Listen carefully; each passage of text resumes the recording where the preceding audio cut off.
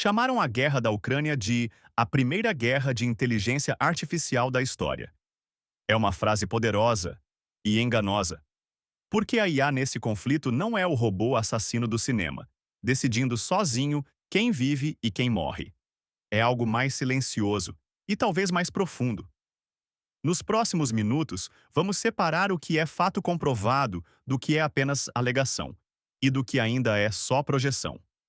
Porque entre o exagero publicitário e o ceticismo preguiçoso está a ironia verdade. E ela é mais interessante que os dois. Comece pelo que de fato mudou o jogo: enxergar o campo de batalha. A Ucrânia construiu um sistema chamado Delta, descrito por analistas como um Google para os militares. Ele reúne em tempo real imagens de drones, satélites, radares e relatos do fronte, e exibe tudo num mapa que roda até num smartphone. Compatível com padrões da OTAN, o Delta virou o elo central da chamada cadeia de ataque, a sequência que vai de ver o inimigo até atingi-lo. Isto é fato documentado. E é aqui, na fusão de dados, que a inteligência artificial pesa de verdade. A esse núcleo ucraniano somou-se a americana Palantir, com uma plataforma que tarefa satélites comerciais e filtra montanhas de dados por algoritmo, entregando ao comandante apenas o que importa. O presidente da empresa chegou a dizer que seu software seria responsável por a maior parte da mira na Ucrânia. Guarde essa frase com cuidado. Ela vem de uma fonte interessada, e sua exata dimensão não pode ser verificada de fora. É alegação plausível, não fato provado. O que a IA faz, comprovadamente, não é puxar o gatilho, é comprimir o tempo entre ver e atingir. 2 episódios mostram o poder disso. Na retomada de Kherson, inteligência precisa sobre os movimentos russos abriu caminho para ataques de longo alcance.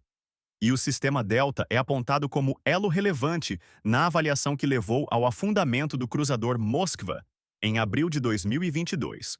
O navio almirante da frota russa no Mar Negro.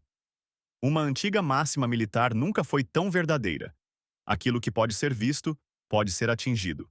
E nunca se viu tanto do campo de batalha quanto agora. Mas e a autonomia de verdade? Aqui entra o Sacher Scout, um drone ucraniano cujo software reconhece dezenas de tipos de equipamento russo, mesmo camuflado, e transmite as coordenadas ao comando. Sua força está em resistir ao bloqueio eletrônico. Como não depende de GPS e processa a mira a bordo, o operador fixa o alvo e a IA conclui o ataque sozinha, imune à interferência. O fabricante confirma que o drone já operou em modo totalmente autônomo, encontrando e atingindo alvos sem humano no circuito. Mas atenção! Isso foi admitido apenas em pequena escala e não é verificável de forma independente. Fato e alegação, lado a lado. E a Rússia? Faz o mesmo, cada vez mais rápido. Sua munição orbitante Lancet virou a arma de drone mais eficaz contra a artilharia ocidental.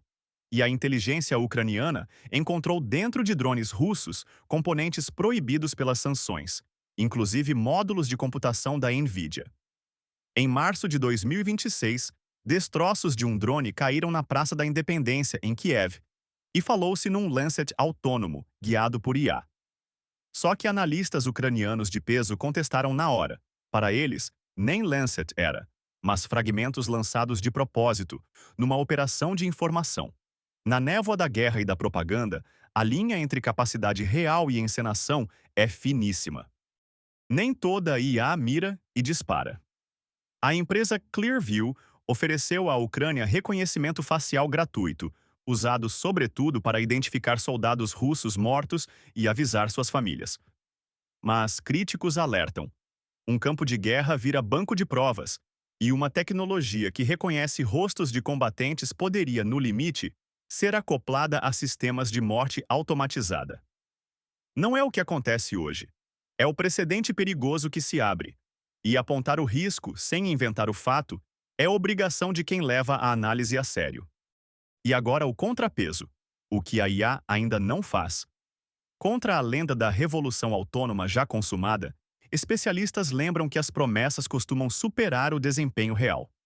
A guerra eletrônica ainda domina, derrubando enlaces o tempo todo. Kits de drones mal treinados inundaram o front em 2024 e falharam depressa. Sem bons dados de treino, até a melhor mira é inútil.